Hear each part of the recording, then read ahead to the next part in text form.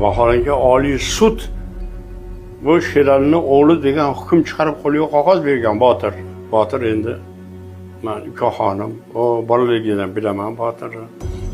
Kelib bergan ekan, bir bitta ashula aytib beray deb kelgan ekan, kelib ashula aytdi. Shu endi ijtimoiy tarmoqqa hali chiqmasdan chiqib ketibdi-da bu. Kim chiqargan uni bilmayman, uni ko'rib kelib aytmasin. Olib tashlaylar debdi. Kim? Endi kimdir kelib aytganda shu. Olib tashladi.